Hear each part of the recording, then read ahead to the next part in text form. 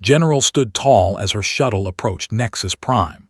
Through the window, she could see the massive space station that served as the heart of galactic civilization. It was beautiful in a cold way, all silver and glass, spinning slowly against the endless black of space. She had seen many things in her 30 years of military service, but nothing quite like this. Her aide, a young lieutenant named, stood beside her. He was nervous. She could tell by the way he kept checking his uniform. "Relax," said, "we are just here to talk." "Yes, General, but they do not like us very much, do they?" Smiled. It was true.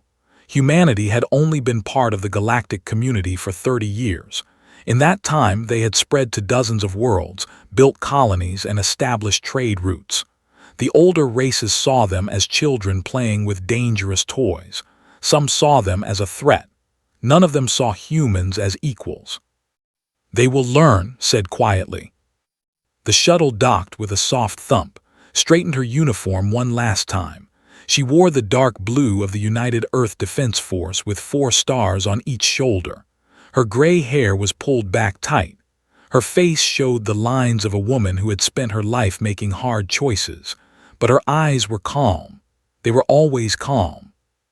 The doors opened, and she stepped into Nexus Prime.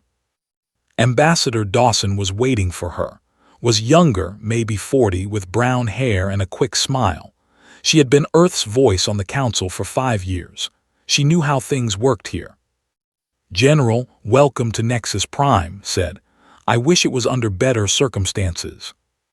"What is the situation?" asked as they walked through the wide halls. "The Council is not happy. They say our colonies in the Outer Rim are violating ancient treaties.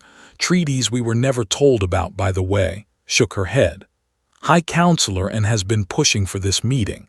He wants us to pull back, abandon 12 colony worlds." 12 worlds, that is 500,000 people. "I know." Said nothing more. They walked in silence until they reached the great doors of the council chamber. The chamber was enormous. It was round, with seats rising up in circles like a stadium. Hundreds of alien delegates filled those seats. Some looked almost human. Others were so strange that could not tell which end was the front.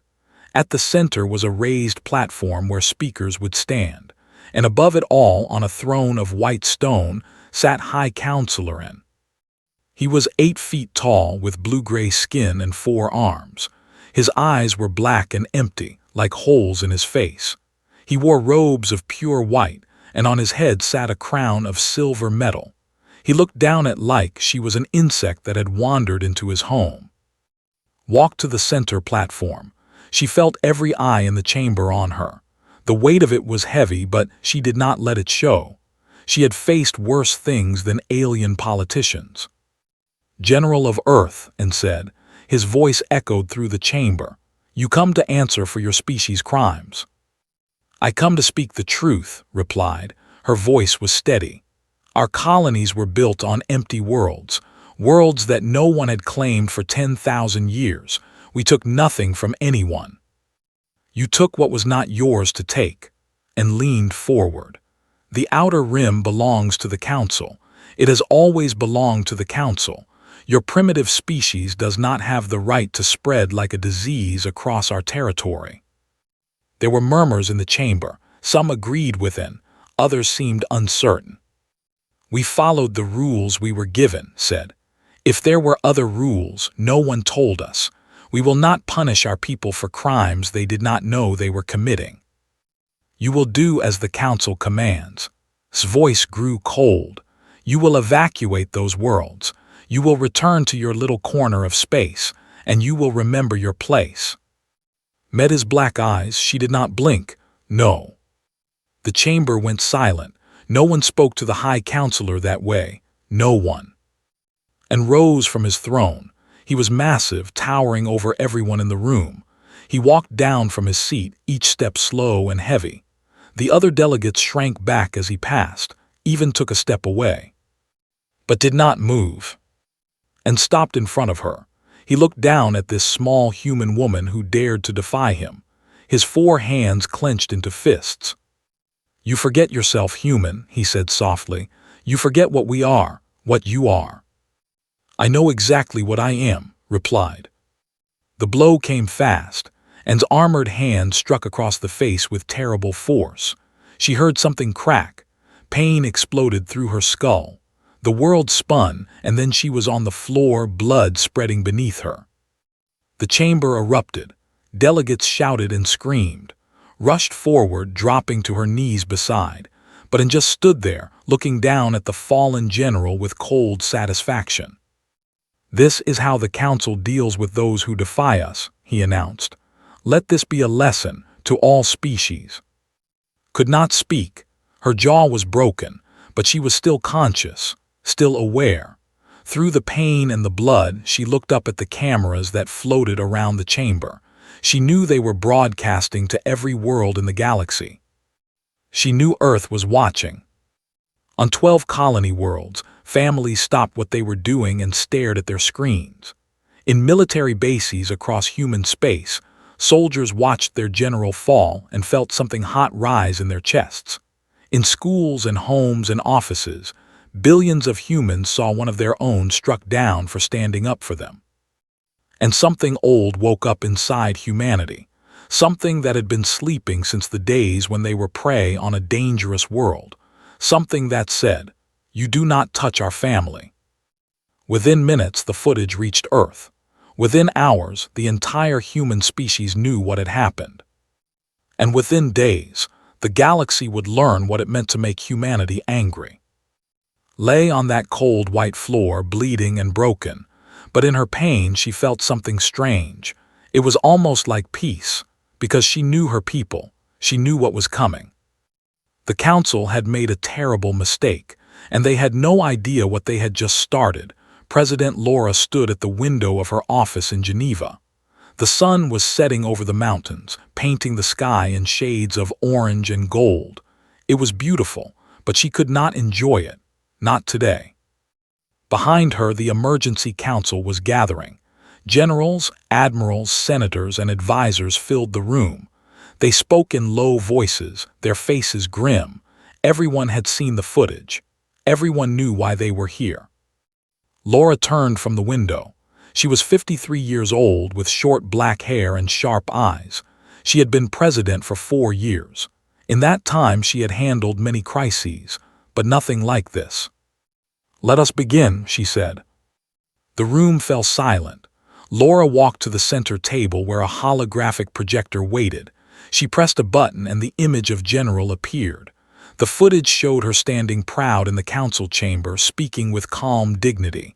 Then Anne's blow, then falling, then the blood. Laura let the footage play to the end. No one spoke. Some of the people in the room were crying. Others were shaking with anger. 47 hours ago, General was assaulted by High Counselor N, Laura said. She is currently in stable condition. Her jaw is broken in 3 places. She will recover. She paused. But that is not why we are here. Admiral Daniel Price stood up. He was an old friend of S, a man with gray hair and a face like weathered stone. He had commanded the Earth fleet for 10 years.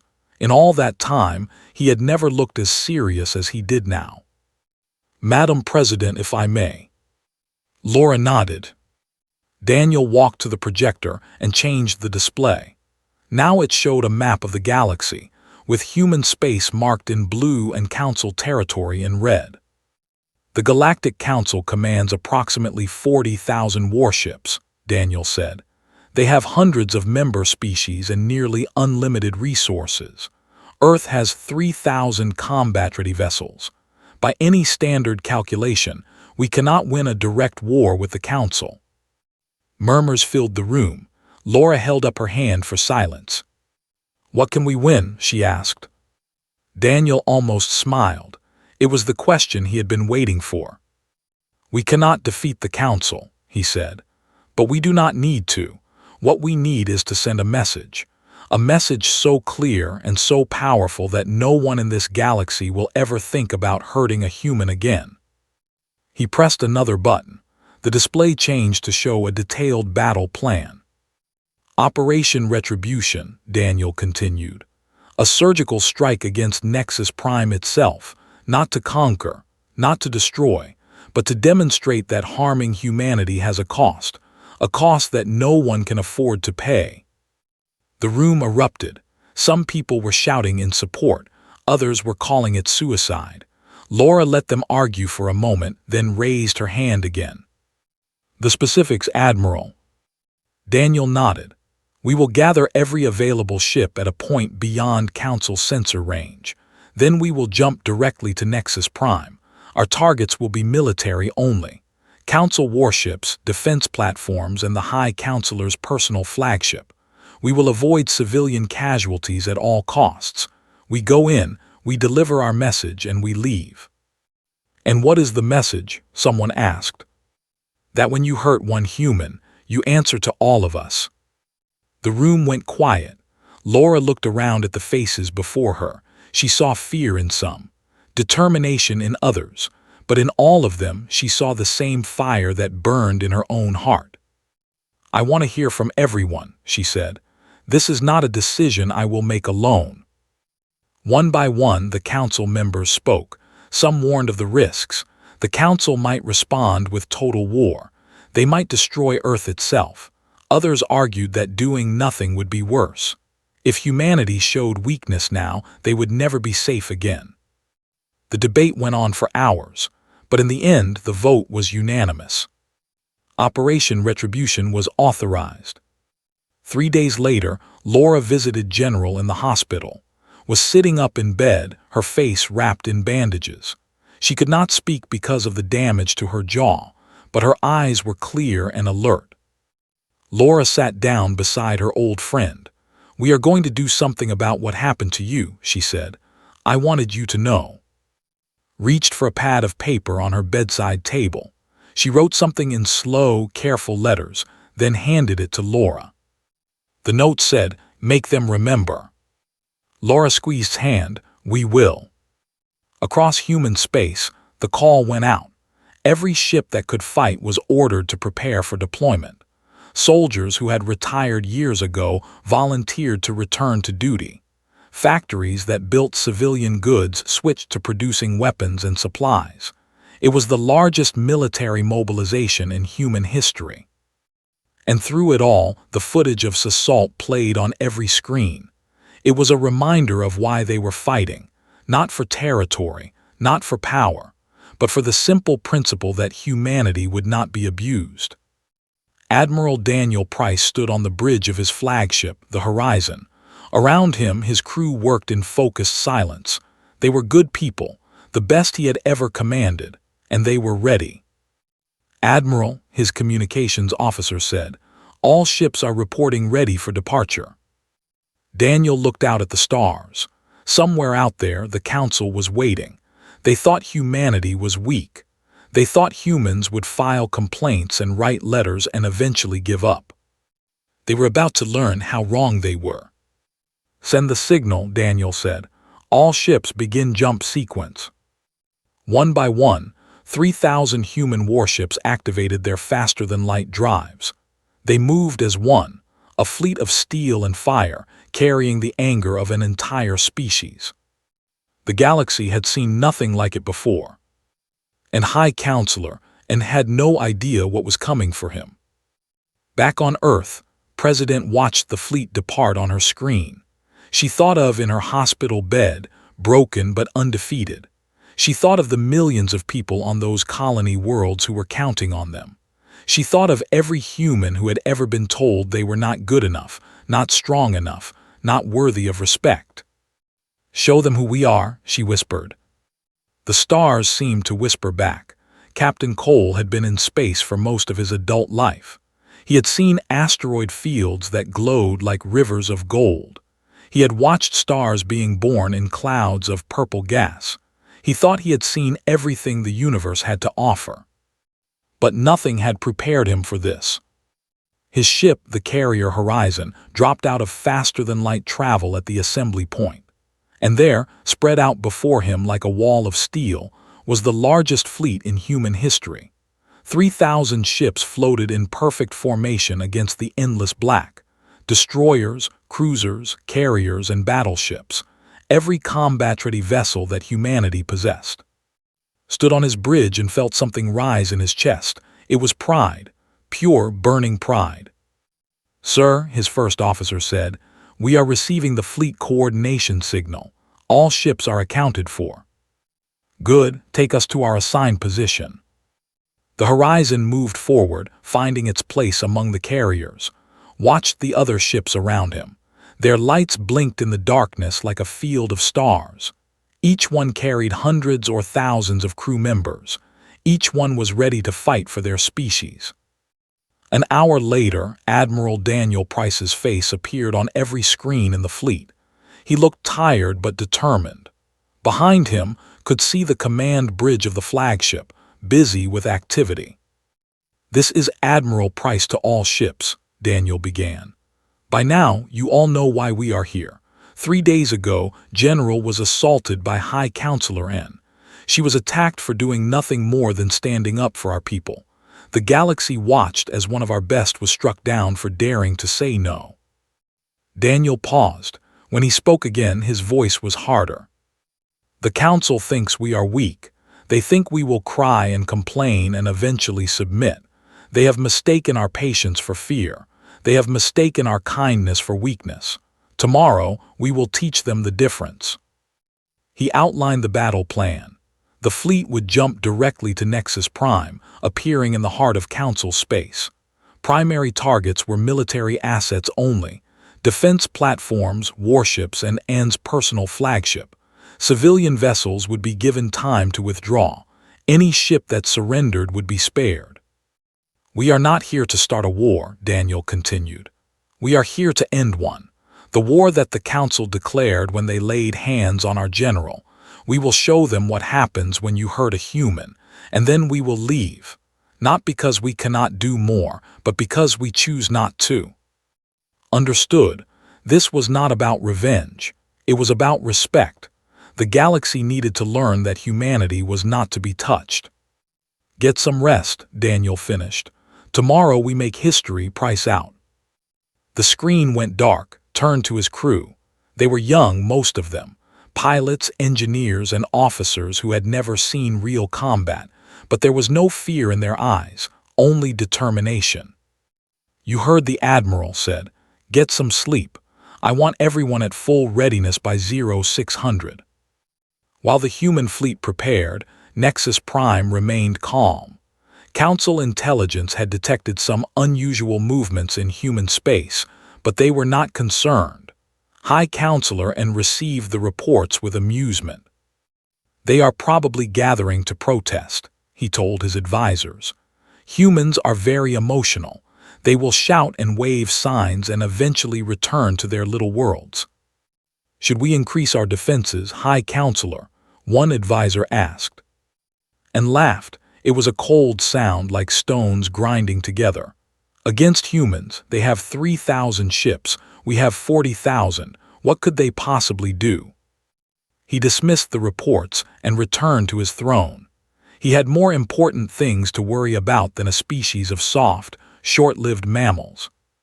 Far away in a hospital room on Earth, General watched the news.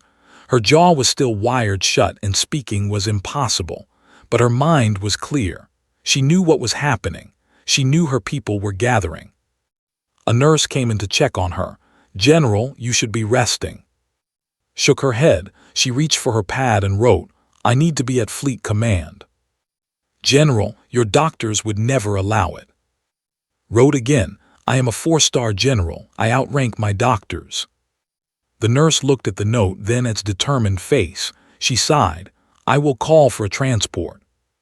3 hours later, walked into Fleet Command in Geneva. She was in full uniform, her face still wrapped in bandages. Officers snapped to attention as she passed. Some of them had tears in their eyes. President met her at the command center. "You should be in bed." Wrote on her pad, "I need to see this." Laura understood. She led to the main viewing platform, where massive screens showed the position of the fleet. 3,000 dots of light, waiting in the darkness. "They jump in 6 hours, Laura said quietly. Nodded.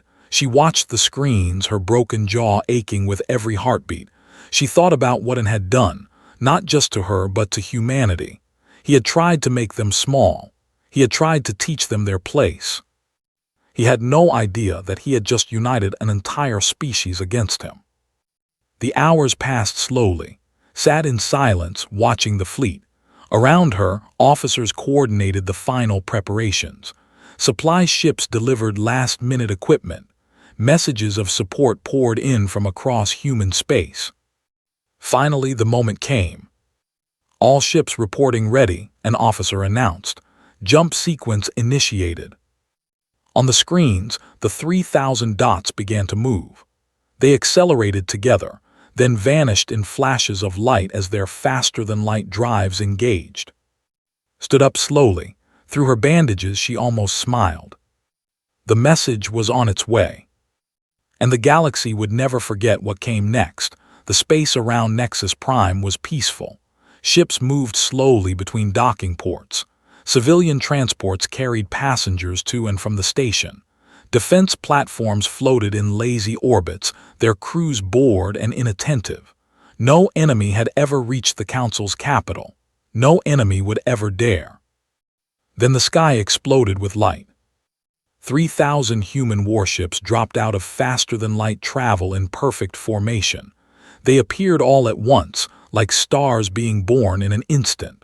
The sheer mass of them blocked out entire sections of space. For a moment, everything was silent. Then the alarms began. On Nexus Prime, chaos erupted. Controllers screamed into their communicators. Officers ran through hallways, trying to reach battle stations. High Counselor was in his private chambers when the alert reached him. He rushed to the command center, his 4 arms pushing aside anyone in his way. "What is happening?" he demanded. "Humans, High Counselor, thousands of them. They are directly above the station." And stared at the display screen. He could not believe what he was seeing. The entire human fleet was here at the heart of Council space. It was impossible. It was insane. "Destroy them," he ordered. "All ships, all platforms, destroy them now." But before the Council forces could respond, a signal cut through every communication channel in the sector. Admiral Daniel Price's face appeared on screens across Nexus Prime. "This is Admiral Daniel Price of the United Earth Defense Force," he said. His voice was calm and cold. "3 days ago, your High Counselor assaulted General. He struck her down for speaking the truth. He did this in front of the entire galaxy." Daniel paused. Around Nexus Prime, Council ships were scrambling into formation. Defense platforms were powering up their weapons, but the human fleet did not move. They simply waited. "We are not here to start a war," Daniel continued. "We are here to collect a debt. The Council has 30 minutes to withdraw all civilian vessels from this sector. Any ship that surrenders will not be harmed. Any ship that fights will be disabled. We do not seek your deaths. We seek your understanding." The message ended. For a long moment, nothing happened. Then N's voice boomed across the Council command channel. "Ignore their lies, attack, destroy every human ship, leave nothing alive." The battle began. Council warships surged forward, firing as they came. Plasma bolts and missiles streaked through space toward the human formation. It should have been a slaughter. The Council had more ships, more firepower, more experience. But the humans were ready. Captain Cole led his fighter wing out of the Horizon's launch bays. Around him, hundreds of small attack craft poured from the carriers. They moved in tight formations, coordinating through neural links that let them act as one mind. "All pilots target the defense platforms first," ordered. "Disable, do not destroy, watch your fire." The human fighters swept through the Council formation like a river flowing around stones. They were faster and more agile than anything the Council had seen. Their weapons struck with surgical precision, hitting engines and weapon systems while leaving hulls intact. On the Horizon's bridge, Admiral Price watched the battle unfold. The Council ships were fighting hard, but they were not prepared for human tactics. Earth forces used electronic warfare to blind enemy sensors. They coordinated attacks in ways that seemed almost supernatural. And most confusing of all, they were not killing. Ship after ship was disabled, left drifting and powerless but with crews alive. The council commanders could not understand it. Why would an enemy show such mercy? Admiral and officer reported, Council fleet effectiveness is down to 40%. Multiple ships are surrendering. Accept their surrenders. Move to the next phase. Daniel pressed a button on his console. Captain Cole, you are cleared for your primary objective. Smiled behind his flight helmet. Understood, Admiral. All wings follow me. The fighter squadrons turned as one. Their target was the largest ship in the sector, High Counselor and's personal flagship. It was a massive vessel, covered in golden decorations and heavy armor. It was supposed to be invincible. Led his pilots straight at it. The flagship's defense guns opened fire, filling space with deadly light. Twisted and rolled through the barrage, his fighters following every move. They struck the flagship's engines first, precise hits that burned out the drive systems without causing an explosion. Then the weapons arrays. Then the shield generators. In less than 10 minutes, the most powerful ship in Council space was dead in the water. Boarding teams, you are go, announced. Human Marines launched from the carriers, their assault shuttles cutting through the chaos. They attached to the flagship's hull and burned through the armor. Inside, and's guards tried to fight back, but they were no match for trained human soldiers. On the flagship's bridge, and watched his empire crumble. His ships were disabled or surrendering. His station was surrounded, and human soldiers were coming for him. This cannot be happening, he whispered. They are only humans. The door exploded inward. Marines poured through, their weapons raised, and's guards were quickly disarmed. The High Counselor himself was forced to his knees, his 4 arms bound behind his back. The Marine commander removed his helmet. He was young, with brown hair and calm blue eyes. High Counselor N, he said, you are coming with us. They brought into the horizon. Admiral Price was waiting on the bridge. They showed the aftermath of the battle, Council ships drifting, defense platforms dark, Nexus Prime surrounded. Daniel activated a galaxy-wide broadcast. Every world with a receiver would see this. Every species would know what happened here. The battle is over, Daniel said. We have disabled your fleet and captured your leader. We could destroy Nexus Prime. We could burn we have the power to do these things. He turned to look at N, who was being held by 2 Marines. But we will not, because we are not like you. Daniel stepped closer to the High Counselor. Now, he said quietly, you will apologize. High Counselor and stood before the cameras. His 4 arms were unbound now, but Marines stood on either side of him. His robes were torn. His crown was gone. For the first time in his long life, he looked small. Admiral Daniel Price held out a piece of paper.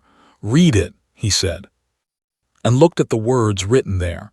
His black eyes filled with hatred, but he had no choice. His fleet was destroyed. His station was surrounded, and the entire galaxy was watching.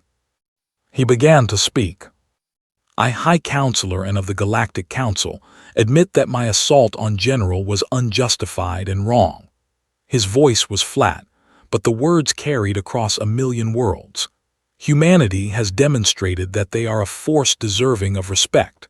The Council recognizes humanity as an equal member of the galactic community. We will not threaten, attack, or harm human citizens again. He stopped. The paper had more words, but he could not bring himself to say them. Daniel waited. There is more. And closed his eyes. When he opened them again, something had broken inside him. I personally apologize to General for the pain I caused her. I was wrong. Daniel nodded slowly. That will do. The broadcast ended. Across the galaxy, billions of beings watched in silence. The most powerful figure in Council space had been forced to apologize to a human. Nothing would ever be the same. The human fleet within hours. They took no territory. They demanded no payment. They simply left, their ships vanishing into faster-than-light travel one by one. The Council was left to pick up the pieces of their shattered pride. On Nexus Prime, the repair work began immediately. But the real damage was not to the station or the ships. It was to the idea that the Council was untouchable. That idea had been destroyed forever. Council analysts spent weeks studying the battle data. What they found terrified them. The humans held back, one report stated. Their weapons were set to minimum power. Their tactics focused on disabling, not destroying. Ships capable of devastating firepower used only a fraction of their potential. The report continued. Based on our analysis, the human fleet could have destroyed Nexus Prime entirely. They could have killed millions. Instead, total Council casualties were less than 200, mostly from accidents during the panic. The humans chose mercy. They wanted us to know that they were choosing mercy. A scientist summarized it best. They were not weak, they were merciful, and they showed us the difference. This was not a battle, it was a lesson. The report spread through the Council's member species. Leaders who had once looked down on humanity now studied them with new eyes. These humans, who lived such short lives and came from such a small world, had just humiliated the greatest power in the galaxy. And they had done it without cruelty. 6 months passed. The Council chamber was rebuilt, the bloodstains cleaned away. A new session was called to formally welcome a new permanent ambassador from Earth. General walked into the chamber. Her jaw had healed, though a thin scar ran along her chin. She wore her dress uniform, the same dark blue she had worn on that terrible day. Her medals gleamed on her chest. Her gray hair was pulled back tight, and her eyes were calm. They were always calm. Every delegate in the chamber rose to their feet. Walked to the center platform. She passed the spot where she had fallen, where her blood had stained the floor. She did not look down. She did not need to. She reached the speaker's position and turned to face the Council. Hundreds of alien faces looked back at her, some with respect, some with fear, but none with contempt, not anymore. "Thank you for receiving me," said. Her voice echoed through the chamber. "I am here as Earth's permanent ambassador to this Council. I hope that together we can build something better than what came before." She paused, letting her words settle. Humanity does not seek war. We never have. We want only to live in peace, to raise our children, and to explore the stars. But we have learned something that perhaps you did not know about us. Her eyes swept across the chamber. We protect our own. When one of us is hurt, all of us feel it. When one of us is threatened, all of us respond. This is not a weakness. It is the source of our strength. She straightened her uniform. I hope we never have to demonstrate that strength again. But know this, it will always be there, ready, waiting, for anyone who forgets the lesson of Operation Retribution. She stepped down from the platform. The delegates remained standing in silence. That evening stood in her new office on Nexus Prime. The window looked out at the stars, the same stars that human ships had filled just months ago. On her desk was a small glass case. Inside it was a piece of broken floor tile, stained with dried blood. Her blood. The door opened, and Admiral Daniel Price walked in.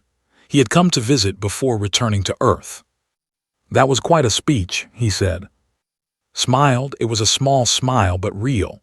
"Thank you for everything you did." "I just followed orders." Daniel looked at the glass case on her desk. "Why do you keep that?" Picked up the case and held it to the light. The bloodstain was dark against the white tile.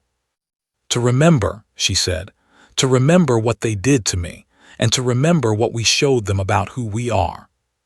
She set the case down gently. "Humanity's greatest strength was never our ships or our weapons, Daniel. It was this. When you hurt one of us, you answer to all of us. The galaxy knows that now. They will never forget. Daniel nodded slowly. No, they never will. He said his goodbyes and left, turned back to the window. Out there among the stars, human colonies were growing. Human children were being born. Human dreams were reaching toward the endless black. And they were all safe, because the galaxy had learned an ancient human truth. You do not touch their family.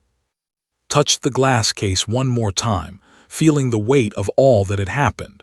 Then she sat down at her desk and began her work. There was a future to build, and she intended to make it a good one.